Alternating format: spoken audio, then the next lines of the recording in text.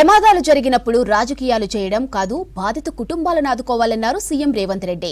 10 ఏళ్ల కేసీఆర్ సర్కార్ ఎస్ఎల్బీసీని పట్టించుకోలేదని మండిపడ్డారు. తాము అధికారంలోకి రాగానే పనులు చేపట్టామన్నారు.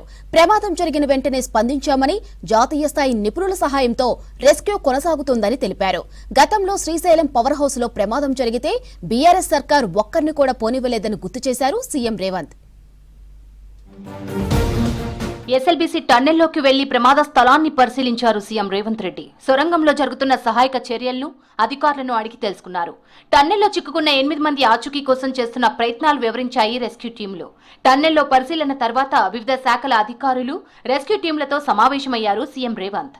సర్చింగ్ జరుగుతున్న తీరును మ్యాప్ ద్వారా సీఎం రేవంత్ కు వివరించారు అధికారులు.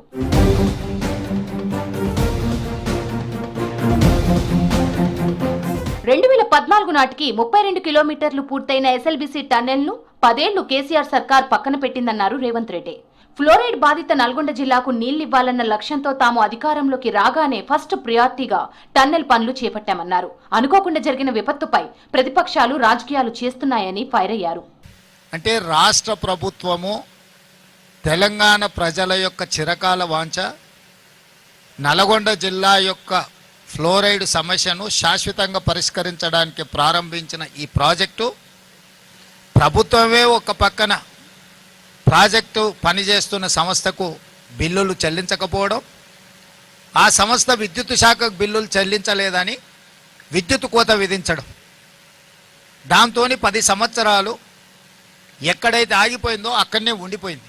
మేడిగడ్డ కూలడానికి ఎస్ఎల్బీసీ టన్నెల్ ఘటనకు తేడా ఉందన్నారు CM Revanth. Srisailam power house లో ప్రమాదం జరిగితే ఒక్కరిని పోనీయలేదని గుర్తు చేశారు. ప్రమాదం జరిగినప్పటి నుంచి ప్రభుత్వ వ్యవస్థ అంతా టన్నెల్ దగ్గరే ఉండి పర్యవేక్షిస్తుందని తెలిపారు. ఇంత ప్రమాదం జరిగితే విపక్ష నేత ఎక్కడున్నాడని ప్రశ్నించారు. ప్రమాదం తర్వాత హరీష్ రావు దుబాయ్ వెళ్లి ఎంజాయ్ చేశాడని విమర్శించారు సీఎం. అనుకోకుండా ఈ సంఘటన జరిగింది. ఇది పనులు చేస్తున్నప్పుడు జరిగిన అనుకోని ప్రమాదము. ఇలాంటి అనుకోని విపత్తులు ప్రమాదాలు జరిగినప్పుడు రాజకీయాలకు అతీతంగా అందరం ఏకమై సమస్యను ఎదుర్కోవాలి, సమస్యను పరిష్కరించుకోవాలి. అందులో బాధిత కుటుంబాలను ఆదుకోవాలి. బాధిత కుటుంబాల పట్ల మనం సానుభూతి చూపించాలి. ఎస్ఎల్బీసీ టన్నెల్ దగ్గర స్పీడ్ గా సహాయక చర్యలు జరుగుతున్నాయన్నారు మంత్రి ఉత్తమ్ కుమార్ రెడ్డి.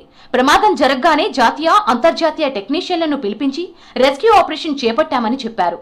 టన్నెల్లో చిక్కుకున్న 8 మంది ఆచూకీ కోసం అన్ని ప్రయత్నాలు చేస్తున్నామని తెలిపారు. భారతదేశంలోనే కాదు, అంతర్జాతీయంగా ఈ టనల్ విషయాల్లో, టనల్ టెక్నాలజీ విషయంలో, టనల్ యాక్సిడెంట్ విషయంలో ఎక్కువ అనుభవం, నైపుణ్యం వాళ్ళు ఈరోజు ఇక్కడ ఈ సంఘటన స్థలంలో ఉన్నారు. 11 సంస్థలు దేశ విదేశాల నుంచి ఇక్కడ మరి మనందరం కూడా కలిసి ఒక కోఆర్డినేటెడ్ ఎఫెక్ట్ తో, ఒక యూనిఫైడ్ కమాండ్ తో ముందుకు పోవడం జరుగుతుంది.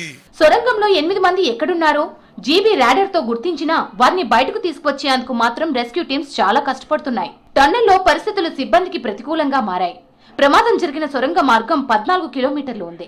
14వ కిలోమీటర్ వద్దే పైనుంచి మట్టి, నీరు, బురద ఒక్కసారిగా ముంచెత్తి సెగ్మెంట్లు కుప్పకూలింది. तो छत जहाँ पे है मिट्टी वहीं पे और मिट्टी आगे को ऐसा बढ़ के आ रहा है. अगर फिर गिरा के कोई साफ कर दे तो फिर गिर जाएगी. गाड़ी के अंदर कितनी मिट्टी है इसी को आइडिया. पूरी 24 घंटे में कितना लगेगा आइडिया. मतलब दिन में 16-17 सिलेंडर लग जाता है और 4 आदमी कटर लगा के काटता रहता है. कोई इधर काट रहा है, कोई उधर काट रहा है, क्योंकि जो लोहा है. టన్నెల్లో నీటి ఊట వస్తోంది. దీంతో భారీగా బురద పెరుగుతోంది. సహాయక చర్యలకు ఆటంకం కలుగుతోంది. ఇప్పటికే జీపీఆర్ఎస్ తో కార్మికుల ఆనవాళ్లు గుర్తించిన సిబ్బంది వారిని బయటకు తెచ్చేందుకు ప్రయత్నిస్తున్నారు. మరోవైపు టన్నెల్లోకి వస్తున్న నీటి జాడను కనుగొనేందుకు జీఎస్ఐ బృందాలు నల్లమల అటవీ ప్రాంతంలోని తెల్లాపూర్, మల్లెల తీర్థం పరిసర ప్రాంతాల్లో సర్వే నిర్వహిస్తున్నాయి. టీపీఎం పక్కన 4, ముందు 4 ఆనవాళ్లను గుర్తించిన ప్రాంతంలో 8 మీటర్ల వరకు మట్టి, రాళ్లు తొలగించారు. ఎన్డీఆర్ఎఫ్, ఎస్డీఆర్ఎఫ్, హైడ్రా, సింగరేణి బృందాలు పరిస్థితిని ఎప్పటికప్పుడు సమీక్షిస్తున్నాయి.